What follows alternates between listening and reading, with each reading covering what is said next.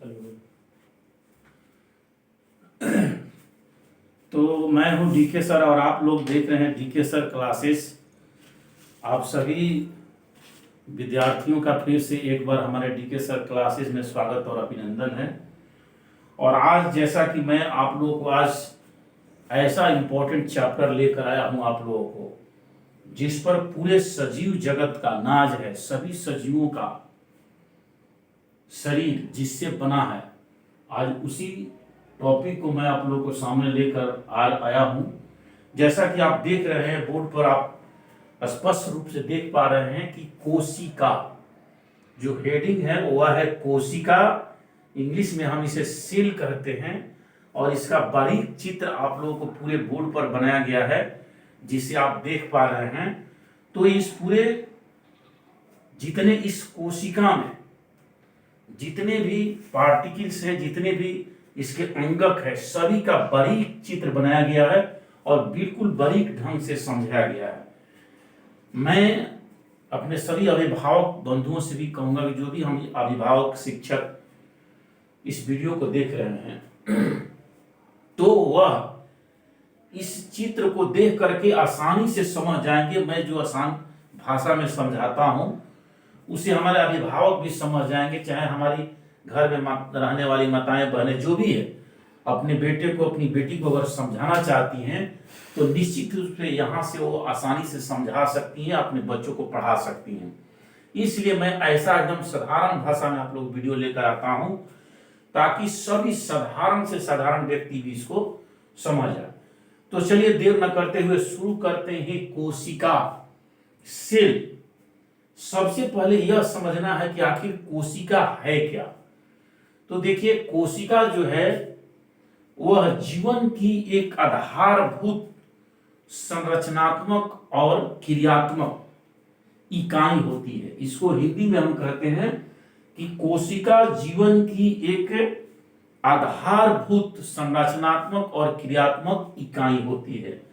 इसको अंग्रेजी में कहा जाए cell is the structural and functional unit, basic unit of life. यानी cell is the structural and functional basic unit of life. यह हमारे जीवन की आधारभूत संरचना है। यानी सभी सजीव, जितने भी सजीव इस धरती पर हैं, चाहे वो जंतु हो चाहे वो पौधा हो, सभी का जो शरीर है इसी सेल से बना होता है, इसी कोशिका से बना होता है। अब जो आप देख पा रहे हैं, मैंने कोशिका की परिभाषा बताया कि कोशिका हमारे जीवन की आधारभूत संरचना है। इसके बाद कोशिका दो प्रकार की होती है। जैसे हम कोशिका को बांटते हैं तो इस कोशिका को अगर हम बांटें तो इसको दो प्रकार से हम बांट सकते हैं। एक कहते हैं एनिमल सेल और दूसरा कहते हैं प्लांट सेल। तो देखिए, कोशिका दो प्रकार की हो गई। तो आज मैं जिस कोशिका की चर्चा करने वाला हूं यह कोशिका है एनिमल सेल, यानी जंतु कोशिका और पादप कोशिका, दो प्रकार की कोशिकाएं हो गई। और आज मैं जिस कोशिका की चर्चा करने वाला हूं यह कोशिका है जंतु कोशिका। जो स्ट्रक्चर आप देख रहे हैं जंतु कोशिका है। तो चलिए हम जंतु कोशिका का अब यहां से वर्णन करते हैं और ध्यान पूर्वक आप सभी शब्दों को, एक एक शब्द का मैं इंग्लिश और हिंदी दोनों शब्द बताते जाऊंगा। चाहे हमारे सीबीएसई बोर्ड के विद्यार्थी हों पढ़ने वाले, वो भी समझेंगे, और बिहार बोर्ड के हों चाहे जो भी हो, सभी लोगों को समझ में आएगा। तो देखिए, आप देख पा रहे हैं कि कोशिका इस तरह से चारों तरफ से एक झिल्ली से घिरी रहती है। इस झिल्ली का नाम है कोशिका झिल्ली। इंग्लिश में इसको कहते हैं सेल मेम्ब्रेन। इसको इंग्लिश में सेल मेम्ब्रेन कहा जाता है। जो चारों तरफ से आप इस घेरा को देख रहे हैं, जो कोशिका को चारों तरफ से सुरक्षा प्रदान करता है, यानी कोशिका का प्रोटेक्शन का काम करता है कोशिका झिल्ली। दूसरा आप शब्द देख पा रहे हैं कि इस कोशिका के अंदर बहुत सारे पदार्थ भरा रहता है। इन सभी पदार्थों को कहते हैं कोशिका द्रव्य। इंग्लिश में इसको कहते हैं साइटोप्लाज्म।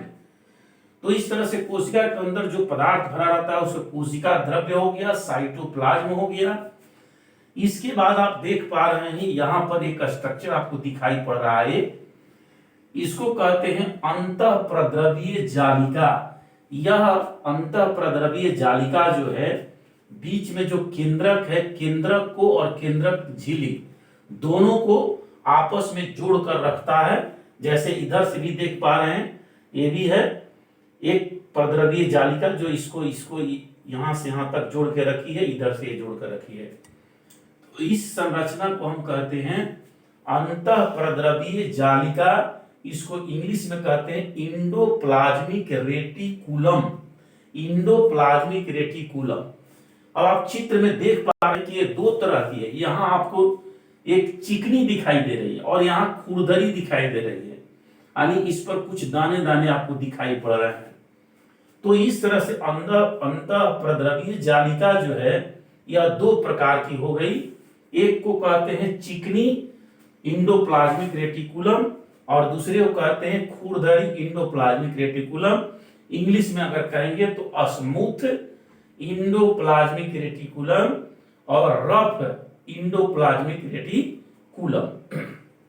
इसके बाद आप देख रहे हैं यहां गोलाकार संरचना कोशिका के अंदर। इस गोलाकार संरचना को हम कहते हैं लाइसोसोम। ये लाइसोसोम है। लाइसोसोम एक गोल संरचना है, इसके अंदर एंजाइम भरा रहता है और जब कभी यह एंजाइम फट करके बाहर निकल जाता है, लाइसोसोम फट जाता है, तो इस कोशिका की मृत्यु हो जाती है। इसलिए लाइसोसोम को आत्महत्या की थैली कहते हैं, इंग्लिश में इसे सुसाइड बैग कहते हैं। तो यह संरचना है और यह क्यों होता है, तो इसके अंदर एक प्रकार की एंजाइम भरा रहता है जो एंजाइम बाहर निकल करके कोशिका में मिल जाता है और कोशिका को मार देता है। इसके बाद आप देख रहे हैं यहाँ क्रोमैटिन नेटवर्क। तो यहां पर देखिए ये केंद्रक है, बीच वाला जो संरचना है ये केंद्रक है और केंद्रक के अंदर आप देख रहे हैं बहुत सारे धागे के समान, उलझी हुई धागे के समान संरचना आपको दिखाई पड़ रही है। ये धागे नुमा संरचना को कहते हैं क्रोमैटिन नेटवर्क। यही क्रोमैटिन नेटवर्क कोशिका विभाजन के समय यह छोटी और मोटी हो जाती है, इसलिए इसको हम लोग उस समय क्रोमोसोम कहते हैं। क्या कहते हैं? क्रोमोसोम। क्रोमोसोम हमारे जीवन का बहुत महत्वपूर्ण पार्ट है। हम अलग से क्रोमोसोम पर वीडियो बनाएंगे आप लोगों को। तो इस तरह से धागे में संरचना को कहते हैं क्रोमैटिन नेटवर्क। इसके बाद आप देखते हैं कि इसमें यहां पर एक घना क्षेत्र, गोल घना क्षेत्र दिखाई पड़ रहा है जिसको हम लोग कहते हैं केंद्रिका। इसको केंद्रिका कहते हैं, इंग्लिश में इसको न्यूक्लियोलस कहते हैं, न्यूक्लियोलस। दूसरी आप संरचना यहां देख रहे हैं कि जो रफ इंडोप्लाज्मिक रेटिकुलम है, इस पर बहुत सारे दाने दाने जैसे से गोल गोल संरचना आपको दिखाई पड़ रही है। इस सभी को राइबोसोम कहते हैं। ये राइबोसोम है और ये राइबोसोम कोशिका में प्रोटीन संश्लेषण का कार्य करता है। बहुत बार जीके में पूछता है आप लोगों को, कंपटीशन के जो परीक्षा देने वाले हमारे विद्यार्थी हैं उन लोगों को बार बार आता है कि कोशिका में प्रोटीन संश्लेषण का कार्य कौन करता है, तो राइबोसोम करता है, याद रखिएगा। इसके बाद आप देख रहे हैं केंद्रक द्रव्य, यानी जैसे कोशिका के अंदर एक पदार्थ भरा रहता है उस तरह से केंद्रक के अंदर भी बहुत सारे पदार्थ भरा हुआ है। इस सभी भरे हुए पदार्थ को सबस्टेंस, इसको कहते हैं न्यूक्लियोप्लाज्म। जो केंद्रक के अंदर भरा रहता है उसको कहते हैं न्यूक्लियोप्लाज्म और जो कोशिका के अंदर भरा रहता है उसको साइटोप्लाज्म। याद रखिए। इसके बाद आप देख रहे हैं केंद्रक में एक केंद्रक है बीच वाला गोलाकार, ये भी दोहरी झिल्ली से बना हुआ है। इसमें जगह जगह पर छिद्र पाया जाता है। इसके इस छिद्र को कहते हैं केंद्रक छिद्र, यानी केंद्रक झिल्ली जो है, केंद्रक झिल्ली में जगह जगह पर जो छिद्र पाया जाता है उसको कहते हैं केंद्रक छिद्र। इसको कहते हैं न्यूक्लियर पोर। न्यूक्लियर पोर इसको कहा जाता है, नीचे वाले को न्यूक्लियर पोर कहते हैं।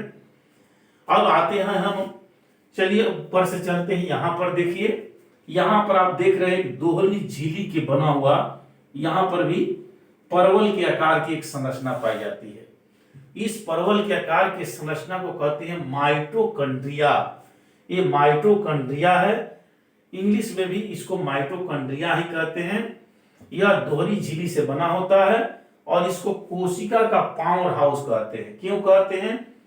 क्योंकि यह कोशिका में श्वसन का काम करता है, श्वसन का काम करके ऊर्जा उत्पन्न करने का कार्य करता है माइटोकॉन्ड्रिया, इसलिए इसको कोशिका का पावर हाउस कहते हैं, ऊर्जा गृह कहते हैं।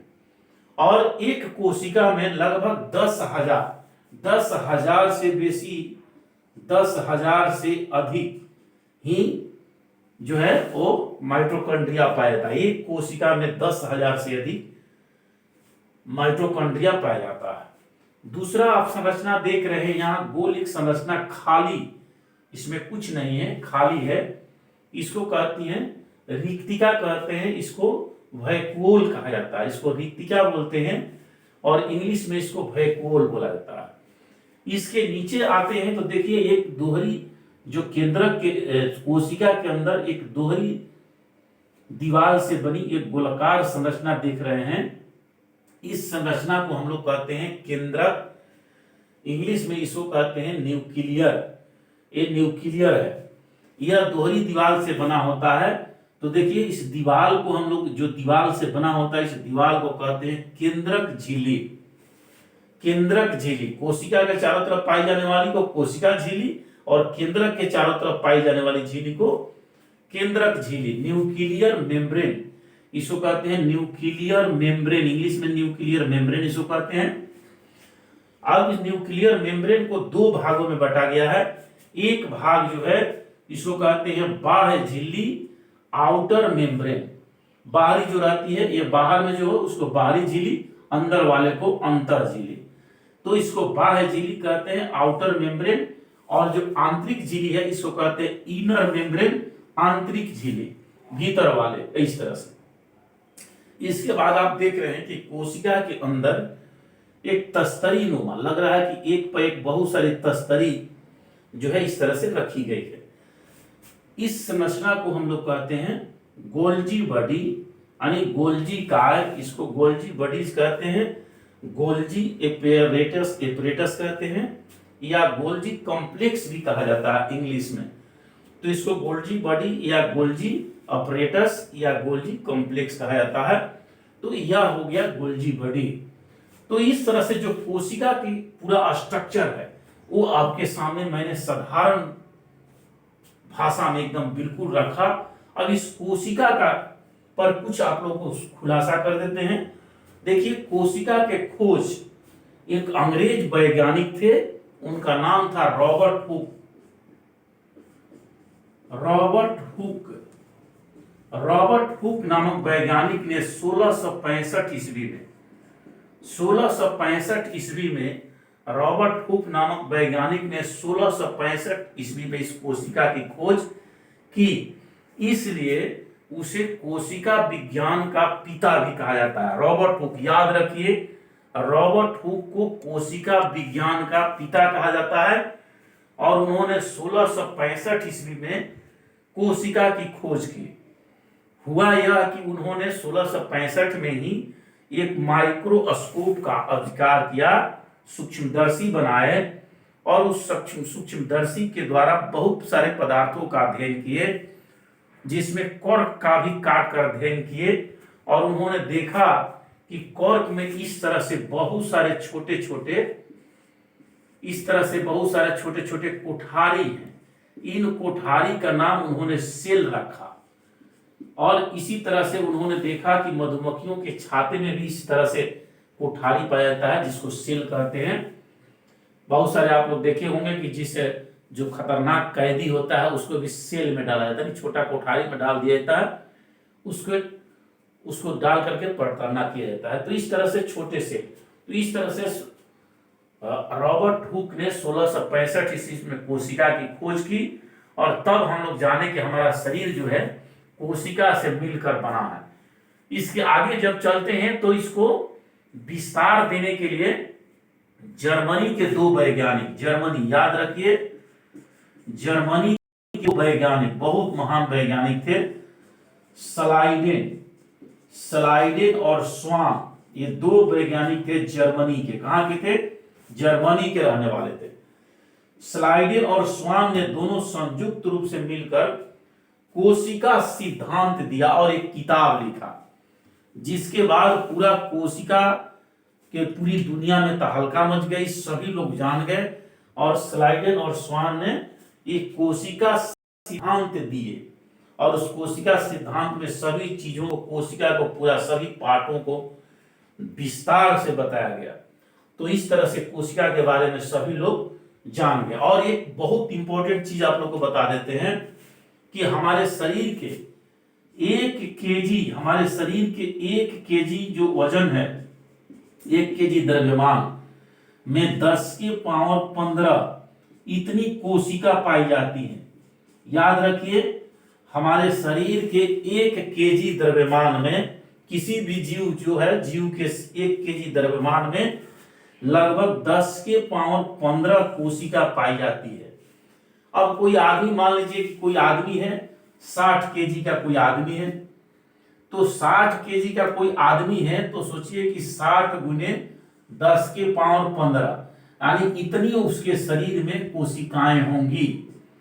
कोई जीव जितना 80 केजी है तो 80 गुने 10 के पावर 15, 70 केजी है तो 70 गुने 10 के पावर 15, इतनी उसके शरीर में कोशिकाएं होंगी।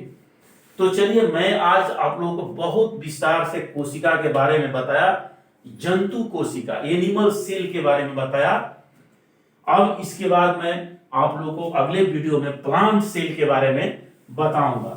तो जो आप लोग सेल के समझ गए, अब how many kinds of cell है, तो there are 2 kinds of cell आप लोग को बता दी, एनिमल सेल और प्लांट सेल। अब अगले दिन फिर मैं अगले वीडियो में आप लोगों को प्लांट सेल को लेकर आऊंगा और इसका पूरा विस्तार से आप लोगों के सामने वर्णन करूंगा। फिर मिलते हैं अगले वीडियो में। धन्यवाद।